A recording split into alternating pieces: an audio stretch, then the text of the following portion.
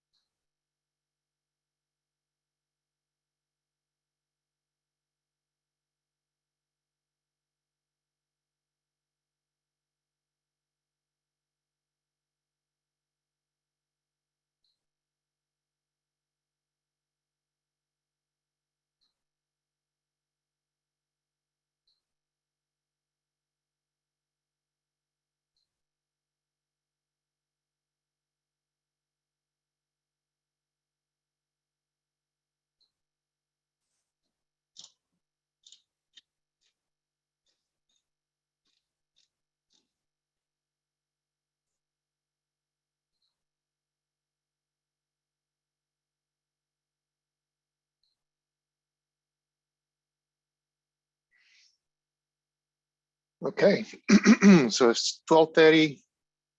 There's 20 students connected. So I appreciate you joining the session, the live session. Remember that I also post the recording. So if you check your Canvas site, you'll see that for our first lecture of this week, I already posted the video. So I got an email. I have gotten many emails from students. I think at the end of the session, typically you get an email from Zoom stating that you can access the lecture video and that you are unable to, when you click on that link, you're unable to see the video. So that's it's not the first time that something like that happens. I try to see.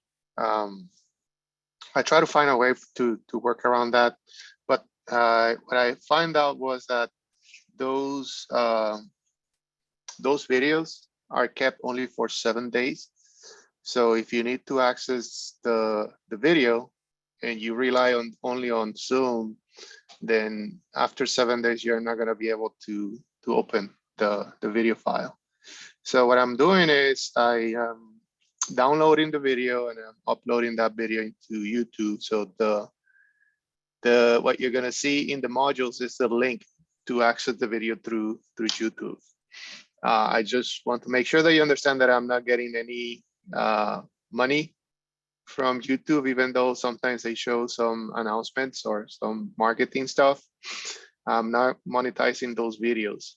Those are showing because it's a policy from YouTube. So I want to make clear that you understand that. So any questions about what we discussed last time?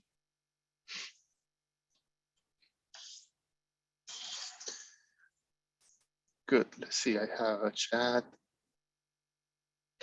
Good. So so I'm going to start from here in our first meeting or our first week class on Monday. We started discussing these 3 areas: product, process, and schedule design. So the last one that we discussed with the on our last lecture was the schedule design, and we were not able to complete this discussion. So we're going to start from there. And today we're going to complete this lecture. And then on Monday, we're going to start a new topic. I need you to stay connected through Canvas. So you in addition to attending the lecture, you are also looking at what's been posted in a module for the day. So in the module for the day, you will have access to the lecture slides for today. And also there's an assignment already posted for that is due next week.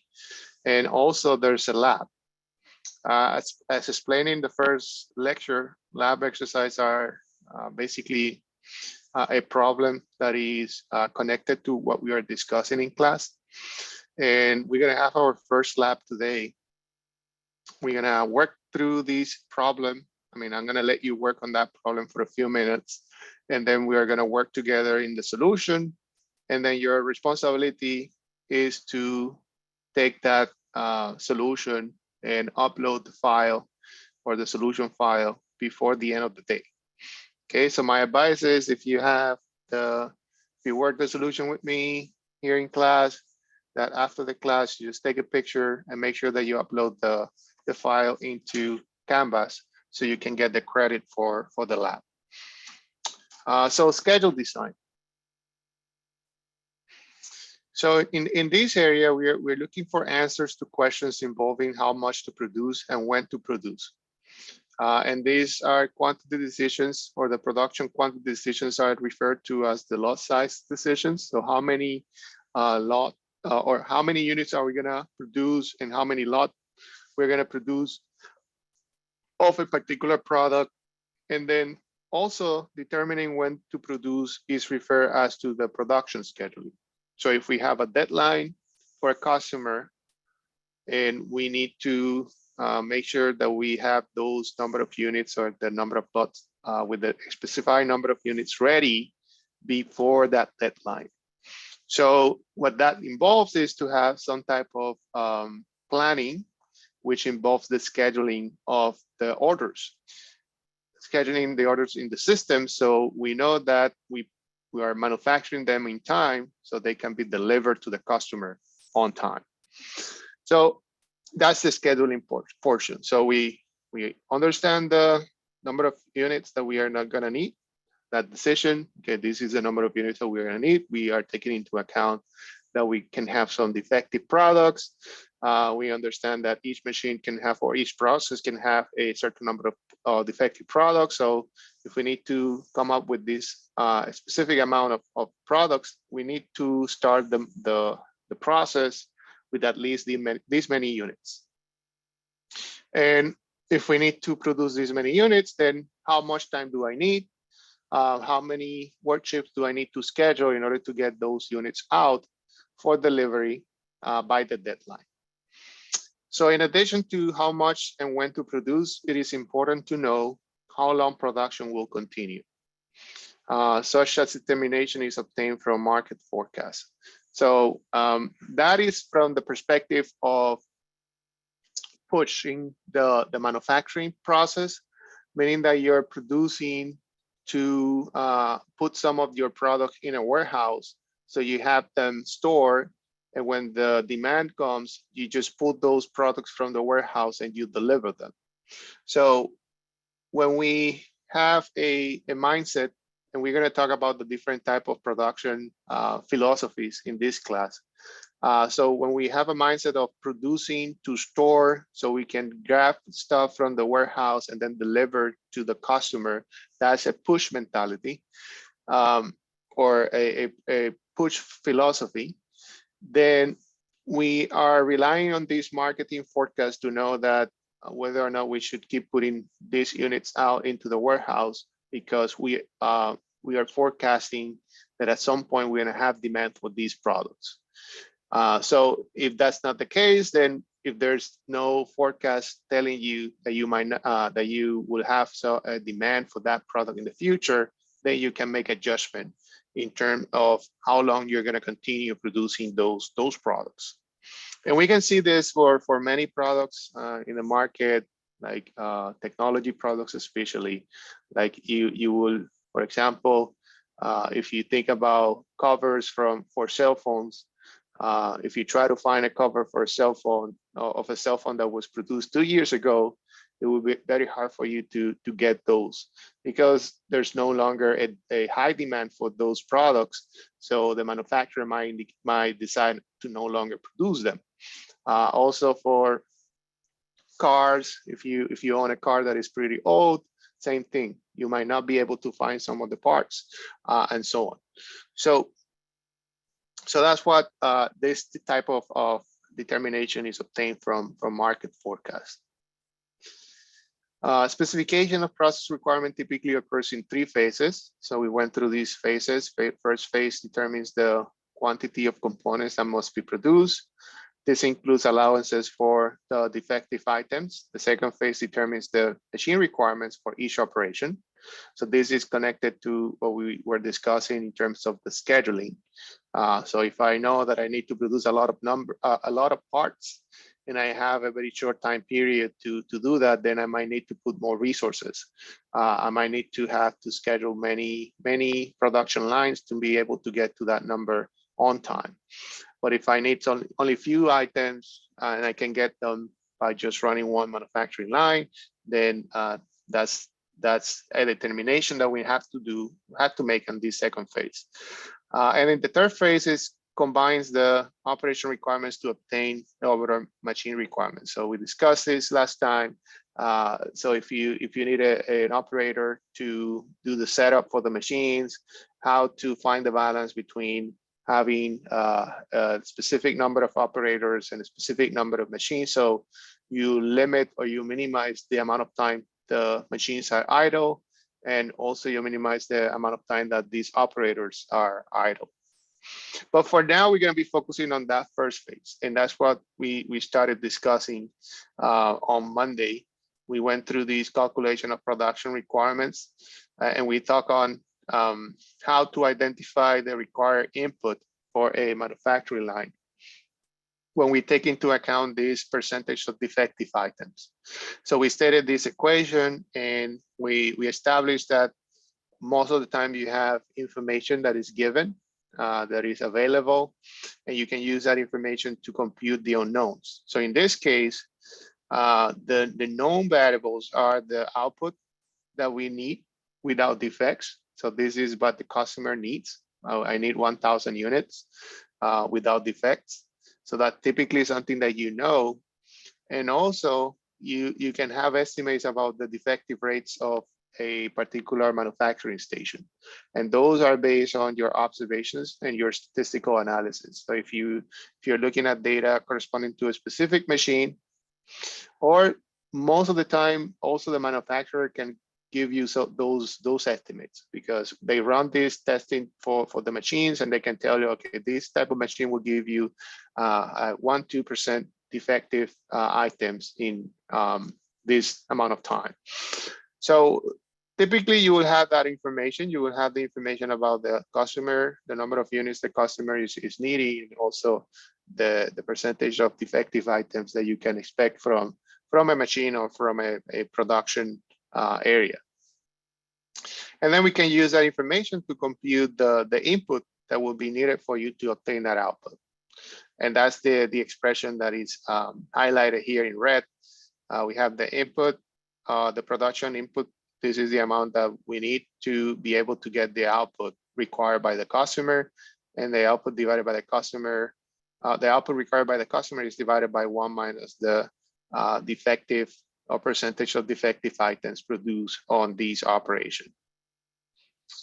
We also stated that if you have multiple stations in your production, in your manufacturing line, you can also estimate the required input by using this expression. So this applies only to systems that have a series of machines. So in this case, we have 3 stations here at the top. So if that's the case, if you have a series of stations that you are wanting to compute this required input so you can obtain this output, then you can apply this expression. I1 equals to the output at the last station divided by the multiplication of 1 minus the defective rates for all the stations. And we work on this problem, calculating the production requirements for a serial process with 3 operations. So this is the last thing we did on Monday. So what I want to do now is to give you a chance to work on this first lab. Was thinking that you can spend about 10 to 15 minutes working on this problem, and then we can discuss it. So let's do that. I want you to try by yourself, see if you can set up the drawing.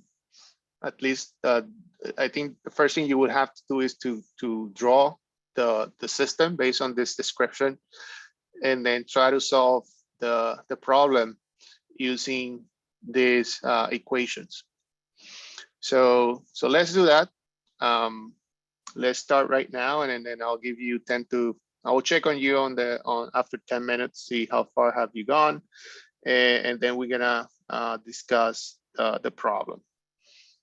So I'll be here. I'll come back in 10 minutes. So let's say 12:45. But if you have questions, just let me know. I'm still here. You mean 12:55? So 12:55, yes.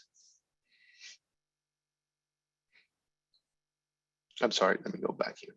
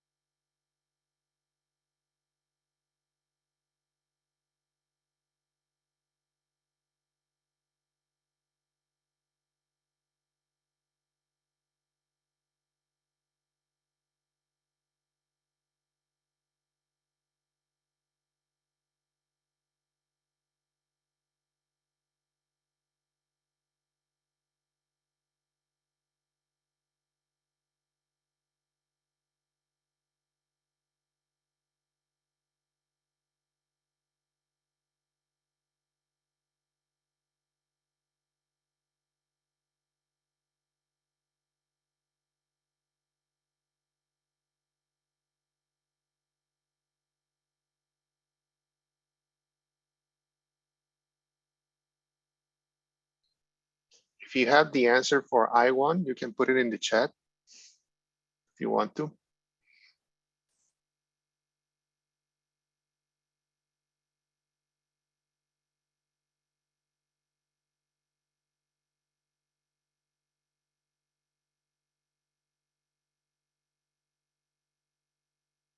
I1 would be the total parts of A that need to go in. This number right here. The input for machine 1.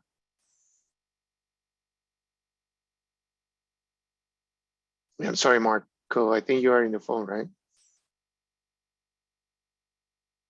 Yes, I am.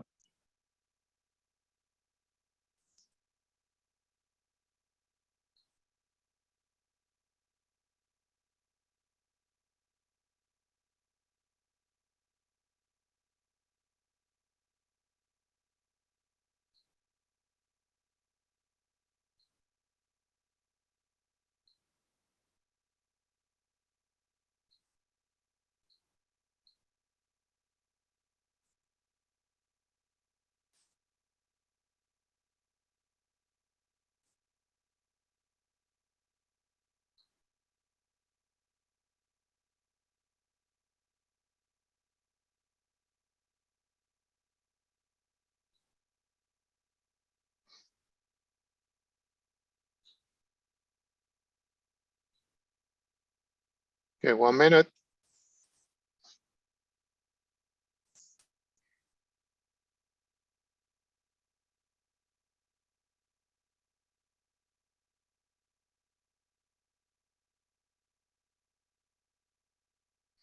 Good. So I got one answer and it's correct.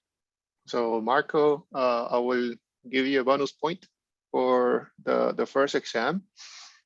So 69,446. Yeah, is close. I mean, I got 69,445. Yes, but that's a Okay, rounding. yeah, I didn't Yeah. do the. I rounded before and then Okay. went off Yes. of that. Yeah. So if you can send me an email with a reminder, I will put that into the system. I just so good. So let's discuss. Let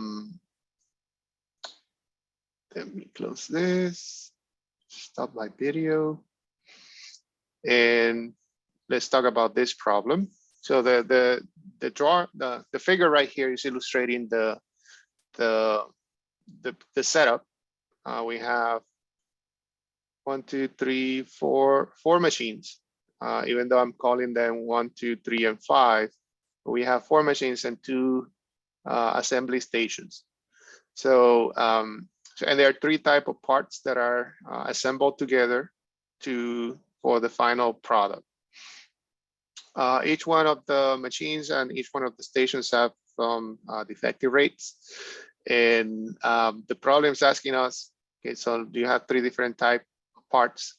How many of each do you need so you can get the 30,000 units of the final product completed?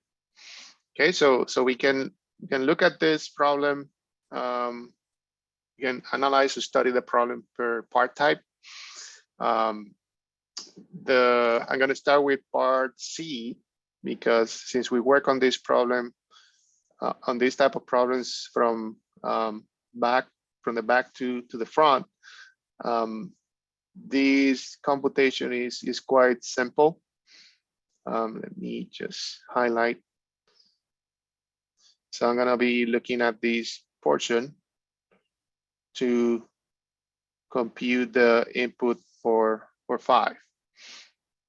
Okay, so that would be, get here, and part C. And we can treat this as a single machine problem in which we can compute the input of 5. And we need to know what will be the output of 6. And we are gonna divide this by the 6 times 1 minus the 5. Okay, so two stations, and we are applying this equation. We're treating this as a series. So two stations in series, we can use this expression. And that's what we are applying here. O6 divided by 1 minus D6 times 1 minus D5. And for I5, we get 30,000 divided by 1 minus 0.2 times 1 minus 0.35. And this equals 57,692.31. So part C, we're gonna need 57,693, right? If we round up. Now we can look at part A, because again, for part A, we can look at the system from as a series of stations. So let me highlight that. So now we are going to be looking at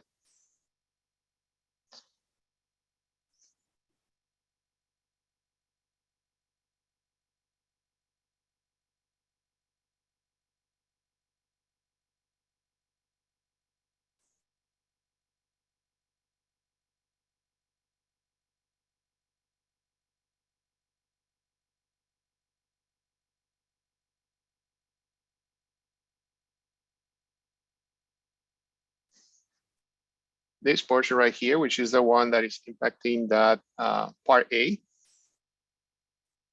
And again, we can see that this is a series of stations, and we can apply the same equation.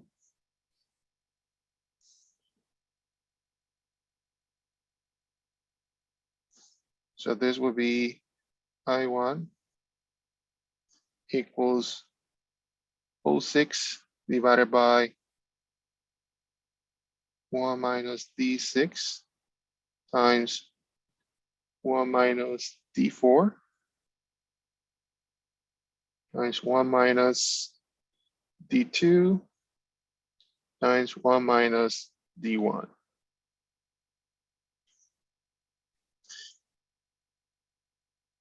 And if we plug in those numbers, we get 30,000 divided by 1 minus 0.2 times 1 minus 0.10 times 1 minus 0.2 times 1 minus 0.25. And that is equal to 69,445. And then we have another one, which is the part B. So part B is going to have some specific requirements.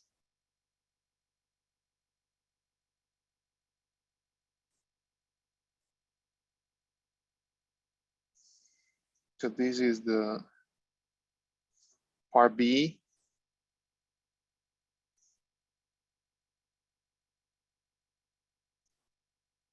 It's going to take into account this, and this.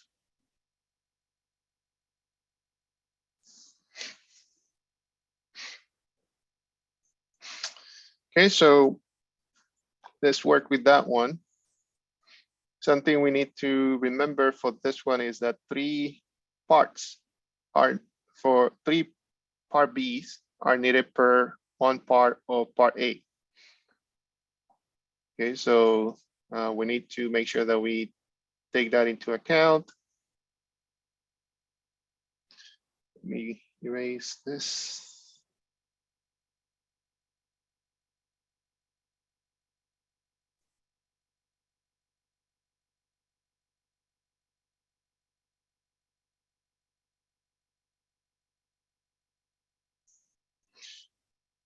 So I3 is going to be equal to 3 times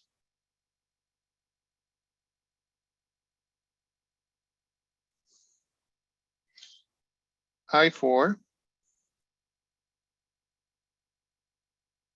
divided by 1 minus D3. And remember that I4 is going to be the same as is what's going to come in here. Okay, so that would be equal to the output of or the expected output of machine 3. O3 is equal to I4. So, or should be equal to I4. So, so we need to, we know what D3 is, but we need to find what, but we don't know what I4 is. So we need to find that, that number. And we can compute I4 in the same way that we computed I1 and I5. I4 is equal to 0.6 divided by the 2 series of stations that are connected to station 4. So that will be 6. 1 minus D6. And the defective rate for 4. So this is equal to 30,000 divided by 1 minus 0.2 times 1 minus 0.10. And I4 is equal to 41,667. So now we need to put this number in here to compute the number of part B's that will be needed. So let me use a different color.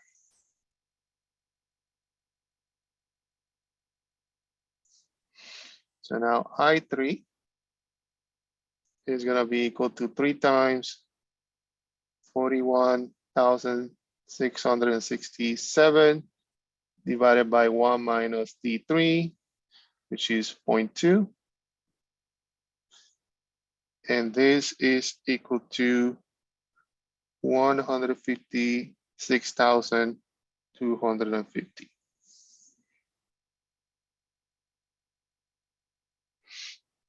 So for part B, this is B. This is A.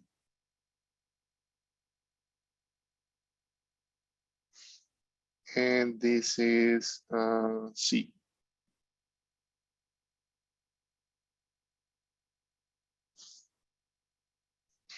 And that's the answer for this problem. Questions?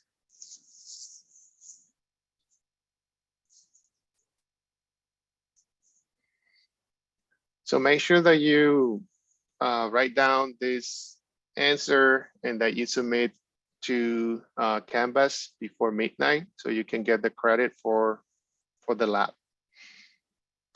On the next slide, I have, oh, sorry, I got a message here. Okay, good question. So where did the multiplying of 3 come from for I3? So that multiplication is part it's embedded here in this part of the description. So 1 unit of part A is assembled with 3 units of part B. So that's what is happening here in this station. They're putting 3 units of part B together with 1 part of part A. So for the process, we need, for each part type A, we need 3 part B. Good. Thank you for your questions. Yeah, feel free to ask questions. I'm here to address those. Good. Yeah, Yes, go ahead. can you do like, I mean, now that it's all in front of our face, can you do like a quick rundown of your approach and how it all comes together, how you did it? Sure. So that's a good point. Okay, so let's do a quick summary of what we just did. So in this problem, we have a manufacturing line that is manufacturing a product that requires 3 different part types. Okay, so we have part type A, part type B, part type C. And part type A is the one that initiates the process. So it starts in machine 1, and then it's transferred to machine 2 for additional processing. But after machine 2, you need 3 parts of part type B to continue the assembly. So that's what's happening in machine 3. Machine 3 is processing or manufacturing part type B. But for these 3 machines already, we have some defective rates happening, right? So machine 1 has a 25% defective rate. Machine 2 has a 20% defective rate, and machine 3 has a 20% defective rate. So A and B comes together in assembly station 4. But as the problem stated here, we need 3 part type Bs to be assembled to a single part type A to continue the process. And after assembling these 4 parts together, we move to station 6, in which we are gonna assemble a part type C to the sub-assembly to complete the process. And machine 5, station 6, and station 4 have their own defective rates. So now going into the solution. So what I need in terms of my production scheduling or my production schedule is to know how many of each part type are required for me to be able to get 30,000 units at the end of the process, right? So I need to know how many part type A's I need, how many part type B's are needed, and how many part type C are needed. And I have all this information. I mean, I don't have a lot of information. The only thing I have is I know the defective rates of each one of the machines and the stations, and I only know in terms of the production, I only know the final number of units that are needed. So using that information, I need to compute the inputs in terms of part types. Okay, so as you saw in the figure, there's a network of stations here, and we need to use this information to try to figure out what would be the input required for A, B, and C. Okay, so my approach was to look at the system and work on this problem backwards, right? So starting from station 6, because that's the information that I have. I only have the output for that station. In terms of input and outputs, I don't have any other information. So I have to use that 30,000 to begin with. And I can use that 30,000 to find the input required for machine 5, right? Because I know what will be the final output for station 6. So I can use this information to get the input of station 6, which is going to be the same as the output of machine 5. Because we only need 1 unit of C to be assembled with A and B. So if you want to look at this problem from another perspective, or if you want to take the longer approach, let me see if I can add another slide here. But essentially, I can go back here. So what I'm doing is I'm using this expression that combines multiple stations to get the solution because it's faster. But you can also use this approach in which you are finding the input for this station and you are using that input as an output for the previous station. So and then solve for that previous station input and then use that input as an output for the previous station and then solve for I1. So which is what we did here, but for this problem, I'm taking the shorter route, which is applying this expression to save time. As you saw in our previous discussion, we were interested in finding I1, and we were able to find I1 quickly by applying this expression. But if you take the longer route, let's do, let me add another slide here, or maybe just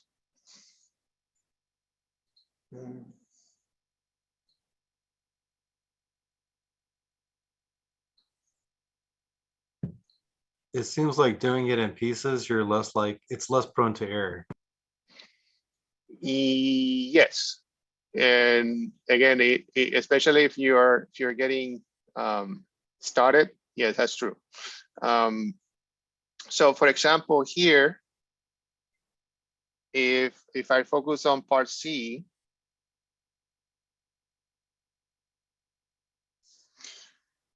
I know that I can solve for part C if I can take that network and separate it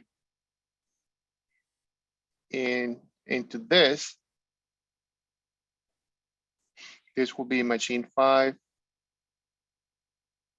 and this will be station 6. And I'll have a defective rate of D2, D6 equal 0.2, and this will be D5 equals 0.35. And I know 30,000 is the desired output, and I want to know I5. So I can set up this so I can find, this is going to be output of 6, which is going to be 30,000, I6, and I6 is going to be equal to the output of 5. So I can work this problem by first finding I6. I6 is going to be 06 divided by 1 minus D6. And since I know that I6 is equal to 05, then I can find I5 will be equal to 05 divided by 1 minus D5. Well, since I know that 06, I'm sorry, this is 05. 05. Well, since I know that 05 is going to be equal to I6, I can substitute here I6 and solve for I5. So I don't have a calculator with me, but I don't know if you're following what I'm trying to say. At the end, you're going to get the same result. So doing this process, solving for first for finding I6, and then using the I6, making I6 equal to 05, and then solving I5 is the same as this. I5 is going to be equal to 06 times 1 minus D6, 1 minus D5. It's going to give you the same result. So you can work on each machine separately until you get to the desired input that you want, or you can rely on the solution that we stated in our previous lecture, that if you have a series of stations like this one, you can just use this expression to solve for the input of the series of stations. So in this piece, if you solve this way, if you use I6 equals 06 divided by 1 minus D6, and you obtain I6, and then you make 05 equal to I6, and they solve for I5, you will get the same answer. You will get the 57,692.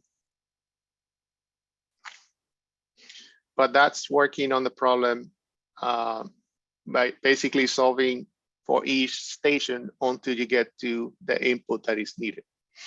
And you can do the same process for part A and part C. part B, I'm sorry. Does that make sense?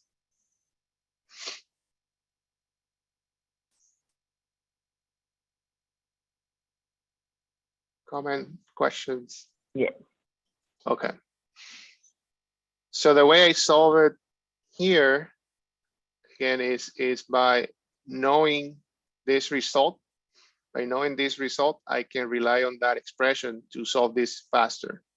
But if you want to take the longest route, which is this one, in which you're studying every station independently, then you're solving, you know O, you know D, and you solve for I, then you have to go in the step-by-step process like this. So you're solving for the input, and then you're using the input of this station as the output of the previous station, and then you're solving for I5.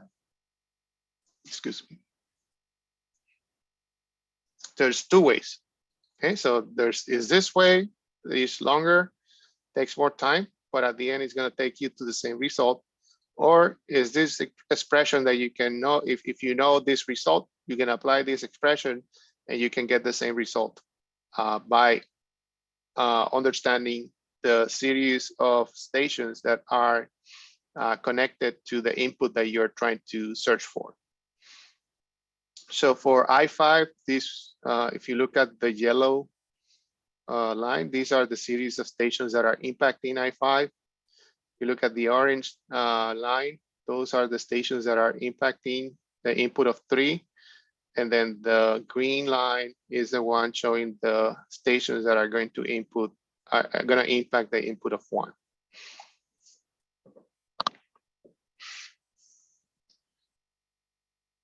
So yeah, so that's part of the reason that I wanted to do this lab. So I encourage you to look at the solution, try to make sense of it. And if you still have questions, let me know and we can go back to it in our next lecture. For now, we need to move forward. This, I guess, is gonna make things a little bit more complicated. So now we are going to look at calculations we rework. So the idea here is to show you, okay, we typically, if you have defective items, you don't necessarily discard them. Okay, so sometimes what you do is you take them to a rework station to try to fix the problem with the product, and then you can put it back into the process. And that's the dynamics that we are observing in this figure. We have example 2, calculations with rework. And the idea here is that you see for station 1, there's an opportunity for reworking that part and then use that and bring that back to the next station. So we have a station 2 that is basically using the defective items from 1 and are trying to save some of those and put them back into the process. But as you can see in station 2, there's also a defective rate associated with that station. So that means that not all of the parts will be fixed. Okay, so only some of them will be fixed and are gonna be taken back to the process. So the idea here is, okay, we understand how to work with manufacturing lines without rework. Now we want to see if we can develop an expression that will allow us to know if we have a rework station, how can we compute the required input, knowing that now for station 1, we have this process, this additional process that is returning some of the items back in here. Okay, so again, the calculation of these I1 is based on the required output. So let me make that note here. The calculation of I1 is based on the required output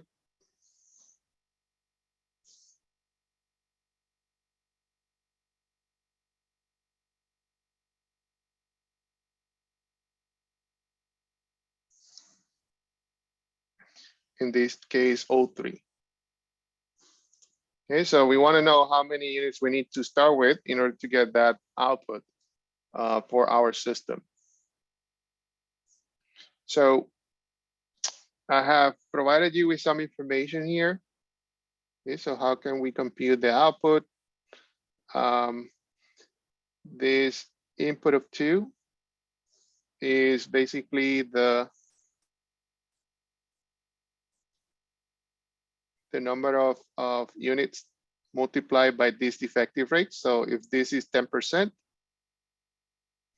you know that 10% of the input is going to go through this branch. So if you have 100, that will be 10 units. So the input of 2 will be equal to whatever the input of 1 is multiplied by the defective rate. So if I1 is 100 and the defective rate is 0.10, then you know that I2 will be 10 units. And then so if we know this, we know the complement, which is right here, 1 minus D1 divided by multiplied by 1 I1. Okay, the complement is this expression. In one we multiply by D1, in the other one we are subtracting D1 and multiplying by 1. The complement will be what's going to be moving forward. Same thing here. Anything that is going to be moving in this direction will be I2 times D2, and the complement will be what's going back into the system. And I3 is going to be equal to the output of 1 and the output of 2, the summation. That's what we have here. And then this again is I3 times D3. I don't know what that is. It happened last time. Like is a siren happening in the Ingram school. Sorry, I apologize for that. So we now are going to develop an expression for I1 for a reworked process.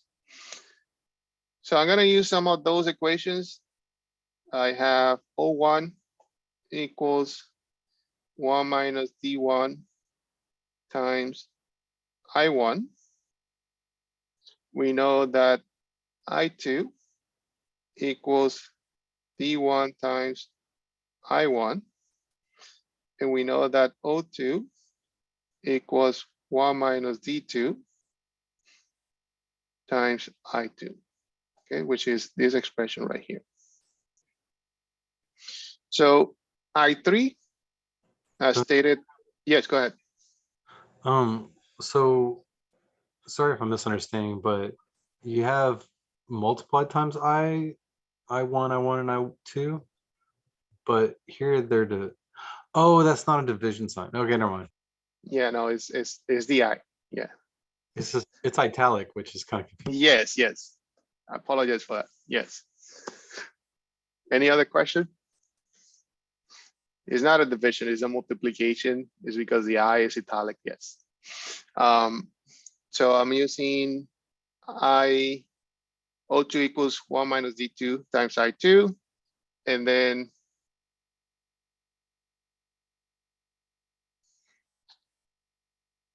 I3 is going to be equal to O1 plus O2, as we saw here.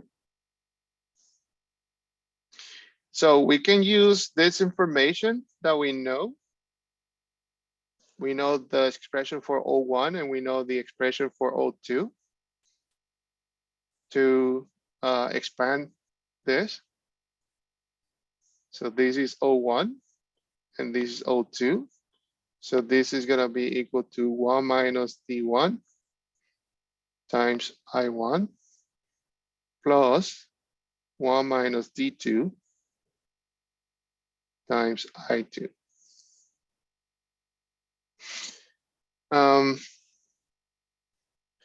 And we know that I2 is equal to D1 times I1, right? So I can also substitute that into this expression. And remember, what I'm trying to get is an expression in terms of I1, which is the required input. So that's why I'm taking this I2 out by using this substitution.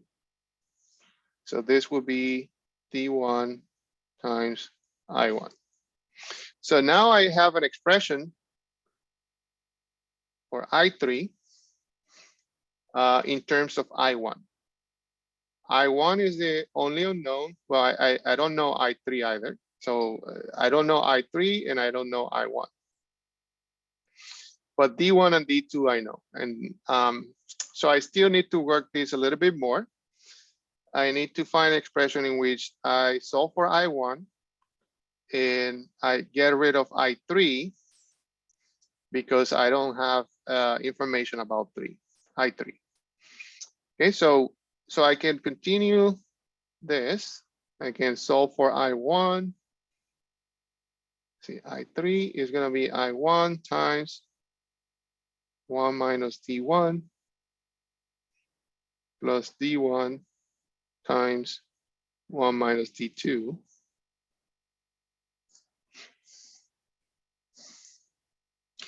And then if I solve for I1, so solve for I1, then I get I1 equals I3 divided by 1 minus D1 plus D1 times 1 minus D2. Okay, so the only thing that is missing now is for me to be able to solve this is this is the unknown. I would not know what I3 is. I would know the defective rates and I would know the expected output. So since I know that I3 equals O3 divided by 1 minus D3 based on this, right? Based on this, I know that's true.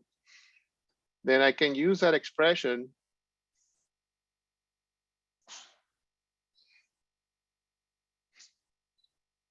to substitute into, I can substitute this into here. So that means that I1 is going to be equal to O3 divided by 1 minus D3 times 1 minus D1 plus D1 times 1 minus D2. So this will be for this specific network or set of processes. This will be the expression that you will need to get the input, the required input, with the variables that you know from the system. Remember that you will always know what's the required output, and you always know what the defective rates are. So this expression, if you're given that information, you can use to solve I1. And that was the purpose of the exercise. So depending on the information that is given, and you know that you have the information for the defective rates of each station, and you have the desired output, so you can develop an expression to get I1 using that information, and that's what we just did for this particular network. Any questions? Okay, so we have one more module for today, which is the facilities design, and this is basically a overview of what we can do after we study the process, the product process and schedule design decisions. So once we have that information, we have those decisions, how do we proceed? And that's what we are going to cover now in terms of, we're going to provide an overview along those lines. So once the product process and schedule design decisions have been made, the facilities planner needs to organize the information and generate and evaluate layout, handling, storage, and unit load design alternatives. The 7 management and planning tools that I'm going to show next have gained acceptance as a methodology for improving planning and implementation efforts. So I'm now going to show you some of these tools, and then during the semester, we're going to talk a little bit more about them. This is the first one. This is called the Affinity Diagram. It is used to gather verbal data, such as ideas and issues, and organize it into groups. So in this figure, we have an affinity diagram for reducing the manufacturing lead time in the manufacturing plant. And again, the idea is to gather, let's say, qualitative information, ideas, issues, and separate them into groups.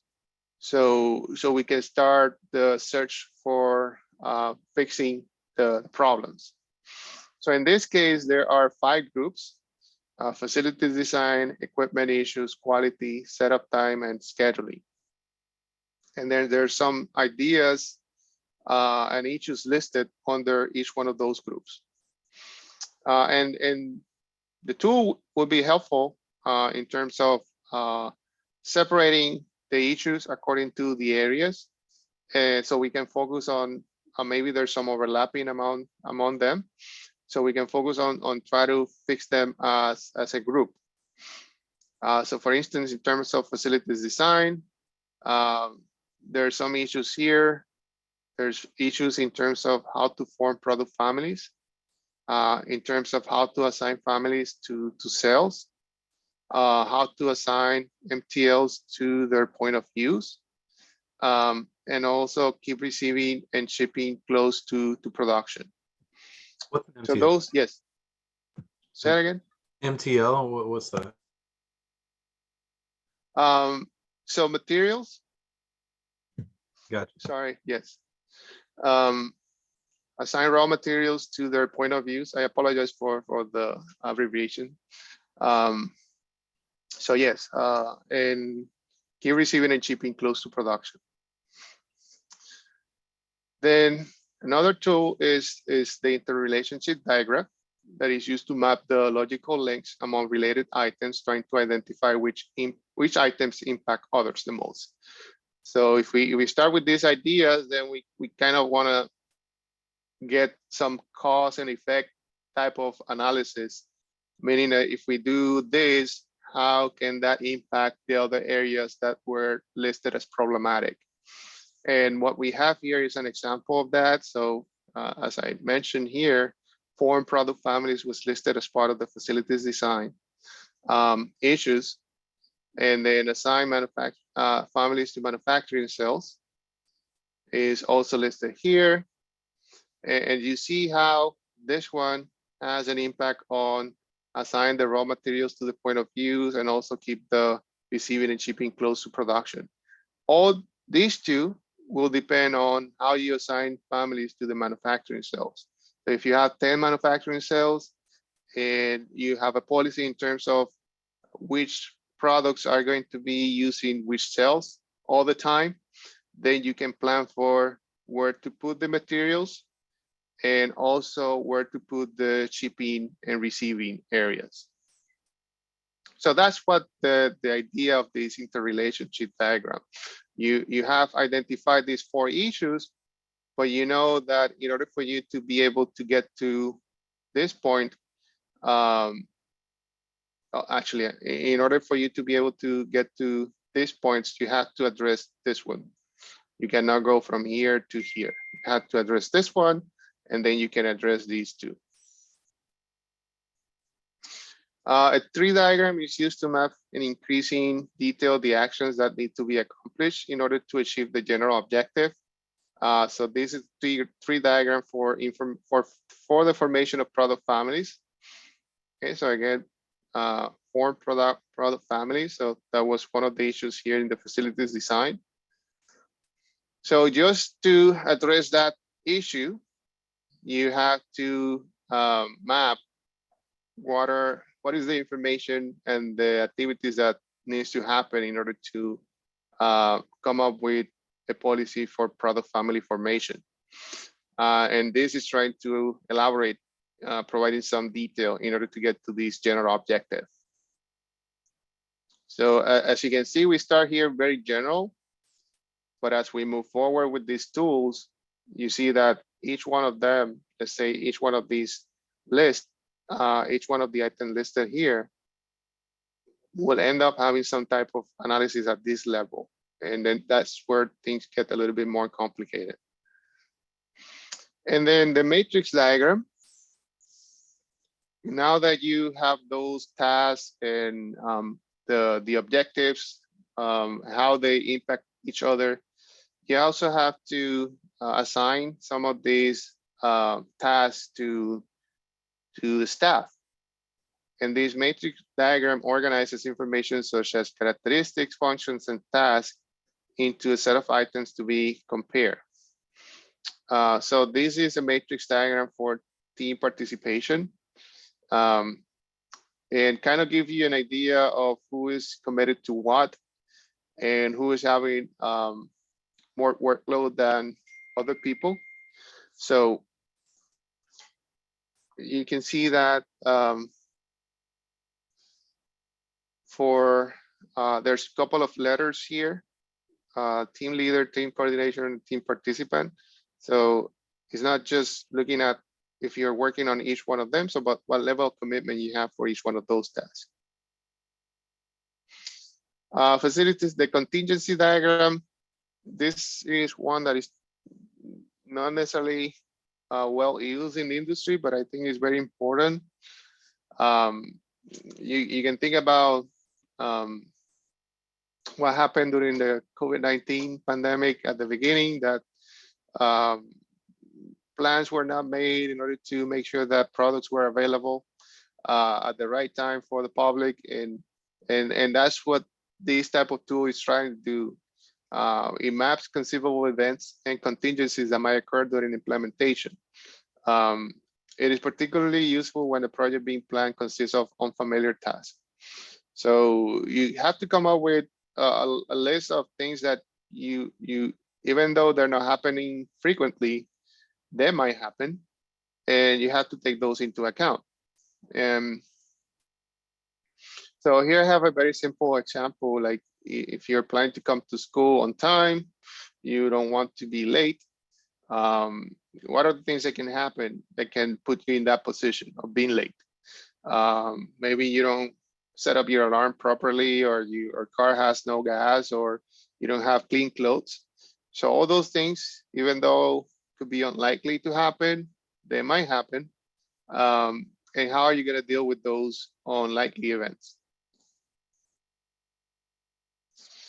And then these are more familiar. I mean, if you're IE, you might have seen this before. This an activity diagram, network diagram, which is used to develop a work schedule for the facilities design effort. And this diagram is synonymous with the critical path method. So the idea here is that now that you have a list of activities or tasks, a sequence of tasks, how can you plan them in terms of time, and how long should they take from start to finish? So we are not going to get into this discussion on how to build this, but I just wanted to let you know that the activity network diagram is also one of those tools. Prioritization matrix. Alternatives will be important. You might come up with different alternative designs when you're designing a facility.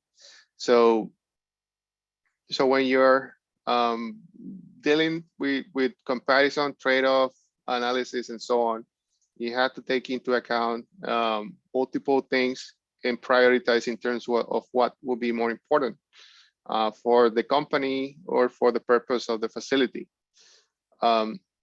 So these example in developing facility design alternative, it's important to consider the following: the layout characteristics and material handling requirements, the unit load implied, the storage strategies, and the overall building impact. So what will be more important for you? Are you focusing mostly on minimizing the cost, which is part E?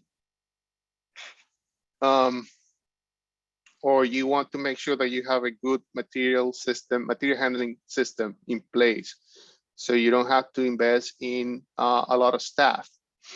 Or are you given more priority in terms of the visibility of the floor? Or are you looking more into the human factor risk? People getting sick, people getting injured, and so on. So you have to use this information to kind of set up what are the things that you are going to give more weight in terms of designing your facility, so your final design addresses those. And here's an example of how that can be quantified. So here you have a list of items according to this group. And then you can assign weights to compare the importance of each pair of criteria. So for example, if you have A and B, A is the total distance travel, B is the manufacturing floor visibility. So is A equally important, significantly more important, or still more important than B? If the answer is it's significantly more important, then you put a 5. And what you're doing is you're comparing A against all of them. You're comparing B against all of them. And then at the end, you have a column and a row total. And that gives you an idea of where your priorities are. So for instance, if I look at the totals here, it looks like 4359 is the one with the highest amount, which is for I, impact on the working process levels. So you're worried about that, then you put more emphasis on that. What else? Yes, so that's the idea. And then this is the logical application sequence of the 7 management and planning tools. So you typically start with the affinity and interrelationship diagrams. Then you move to the 3 diagrams, and from there to the matrix and prioritization matrix. And from the matrix diagram, you move to the process decision program chart and the activity network diagrams. And that's the last slide for today. This is lecture 1, and these are the topics that we cover Monday and today. So we have 4 minutes. Do you have any questions?